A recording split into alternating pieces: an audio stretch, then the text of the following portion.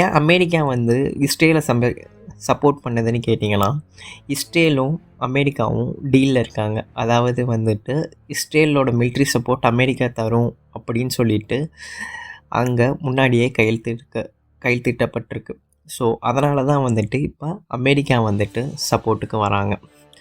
So, இதனால தான் இங்கே ப்ராப்ளமே ஆரம்பிச்சிச்சு. ஸோ, இப்போ அவரு ஸ்டார்ட் பண்ணோனே, இப்போ எப்படி இருந்தாலும் வந்துட்டு அந்த மாரி நியூக்ளியர் வெப்பன் உடனே போய் அவர அழிக்க முடியாது இல்லையா? சுப்ரீம் லீடர வந்துட்டு அவ்வளோ சீக்கிரமா தாக்க முடியாதுல்ல. பட் எப்படி அமெரிக்கா உள்ள வந்துச்சுன்னா, ஈரான்ல இருக்க மக்கள் அவங்க லீடருக்கு எதிரா பாதி பேர் போராட ஆரம்பிச்சாங்க. அவங்களோட இஸ்லாமிக் லீடர், அதாவது அலி காமேனிக்கு எதிரா நெறைய பேர் போராட ஆரம்பிச்சாங்க. ஸோ, அந்த போராடுறதுக்காக அங்க இருக்கிற எல்லா மக்களும் திரண்டத அமெரிக்கா ஒரு இதா யூஸ் பண்ணிக்கிச்சு. அதாவது ஒரு சோர்ஸா யூஸ் பண்ணிக்கிச்சு. ஸோ, அவங்க நாட்டுல இருக்க மக்களே வந்துட்டு அவர பிடிக்காம இருக்குது. ஸோ, அவங்க